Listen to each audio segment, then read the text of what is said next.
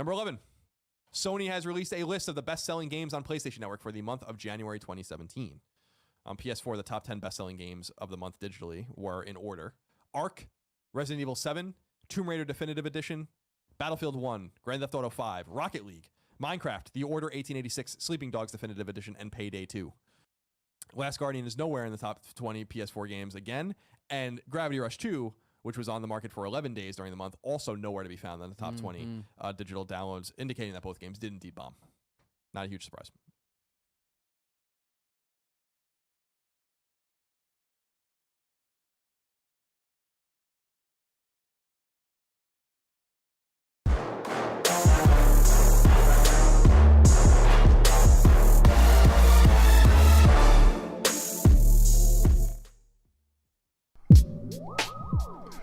What's happening, YouTube? It's KMega405 live from the 405, where I'm just your regular gamer talking to the intelligent gamers.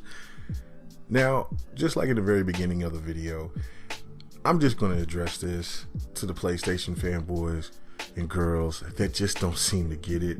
Just like I said yesterday, and I normally don't do videos back to back, so obviously there's got to be some big news in this video. But before I get to that, I just want to say, stop with the list wars.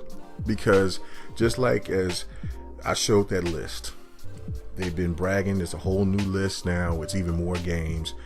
And if you look closely and pause, you'll see that these games are going to be going to PC, they're going to be multi-plat, they're either going to come out in 2018.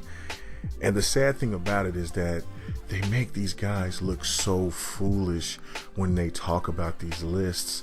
And then that's why I wanted to prove a point. Even when there are a pro Sony channel that tells you the top 10 list, you would think that you guys would stop it. Stop with the list of the games. You're not buying them. You're not supporting them. Niho is lucky, because I guess you guys definitely love Dark Souls type games. So maybe PlayStation is going to start going that route, because it's not working. Tales of Vesperia, Dragon Quest, the list goes on. Yakuza Old, Gravity Rush, they're not there. The Last Guardian, none of these games are relevant.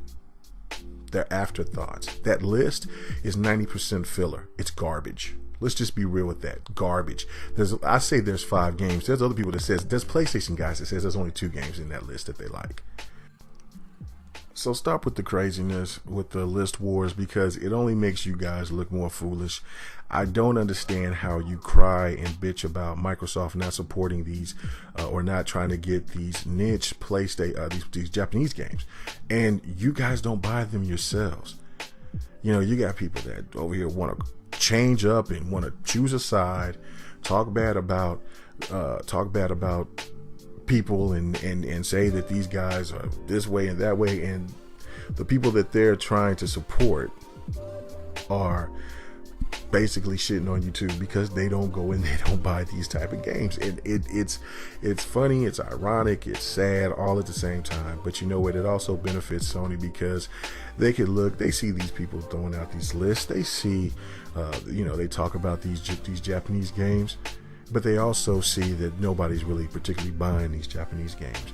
So these games are just basically filler. They're filler. And it takes away from what they actually should be doing, is bringing in more AAA titles. But as long as you keep talking about these lists and talking about these games that you guys are not buying, they can keep getting away with it. I don't know. It's pretty odd, but it is what it is.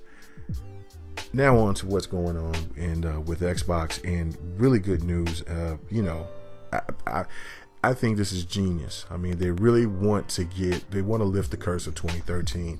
And by moving their conference from Monday morning to Sunday night is a huge step in the right direction, in my opinion, because not only does that mean they have the night, they will have like their PlayStation moment, because I feel that when PlayStation is on Monday night, that's the prime spot. That's the best spot at E3. And, as good as Microsoft's conference was last year, it blew a lot of people away. There were still people that still chose Sony's conference for a good 15-20 minute start. because that thing went downhill because they were scrambling because they had no idea about this Project Scorpio. No idea. They were going to bring out, they was going to present the Pro, and it was, you know, we now know that those games were being pushed by the Pro. Well, I guess because that thing is, boy, you know, even with boost mode, these games are still not looking that great, and the frame rates are not that good. But you know what? That day's gone that would explain why it was so gippy and jumpy and stuff with all those characters, all those creatures running at that dude, and it was lagging like hell, because if that was definitely being played on the Pro, and that was played, they have Pro issues. So okay, that was back then. The thing of it is that the reason why it benefits Microsoft so much is because they will have a full 24 hours to be talked about for what their show is doing. All they got to do is knock it out the park. They just got to show some games, talk about whatever they're going to talk about, show some more, some new IPs, and everybody's going to keep talking about it. I mean, just think about, you know, maybe it was because of what Bethesda was doing for the last couple of years, especially with that first one where they showed Doom 4 and all the other games that they showed. Like, wow, that left a lasting impression. It had everybody excited, and you know that could happen again for Microsoft on Sunday night to kick in E3, to have to be the last primetime event to kick in E3, and wow, get to talk about it all morning long until the next event, which will probably be EA or Ubisoft. And then all the way until Sony comes out. Now that gives Sony 24 hours to prepare. But so what? That shows that Microsoft is confident as hell that whatever that PlayStation wants to do, whatever Sony want to try to do, it's not going to be good enough. I mean, that's basically what I'm thinking, how I look at it. You know, to show it early, to move it to Sunday night, like they just cannot wait. And you never know, they might have some kind of event that's in between that might be in the morning. We don't know.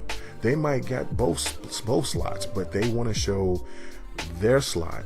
They want to take over the primetime Sunday night slot, and that's smart. That's really smart. I don't think they're going to do a two, you know, like they did with the presenting the X1. Like, you know, I don't think they're going to do that with the Scorpio. You know, shout out to Ren Arthur. He was saying the same thing, and I agree with him, because the interface and everything is going to basically be the same. It's not going to be changed. So, you know, they'll just show it off. But what people want to see is this thing that noticeable? Is this thing that powerful? Is this thing going to wow, shock, and awe the gaming industry to where there is no talk about some crazy, you know, GoFundMe game that's supposed to be coming out? They're going to be talking about primarily how powerful the Scorpio is. That's what we want to know. So, and what games are going to be on the system, and that's going to be a part of it. And another some big news that is the UWP thing. Now, I made that video yesterday, and I was talking about, you know, potentially that it could be a game changer for Microsoft, and if they have like some of those PC games come over to the Xbox. Well, that was somewhat confirmed in an article that was saying that the UWP will have games. Now, this is a rumor. I got to see an article on this, but it was also said that Bethesda, which, you know, but it is the truth that Bethesda, CG Project Red, EA, and there was a couple of more companies that were definitely going to be a part of UWP. But this is the part that is the rumor, that they're saying that all of these games are going to be like The Witcher 3, Doom 4, etc. is going to be 4K 60 frames per second. Now, there are older games. If the Scorpio is as powerful as it's supposed to be, like a super high-end PC, it should have no problem of showing these games at the highest textures, and that would be insane. That would be insane. All they have to do is show a proper price. But the whole UWP thing could be huge for Microsoft if they can start getting those PC games that's like on Steam, and, you know, get some Blizzard was another one. So like, let's say Dota, you know, or League of Legends can come over. Do you know they already got Smite over there? Just think of the potential. Xbox is definitely trying to be the best box. Like to hear your thoughts about it. Everybody have a good night. Peace.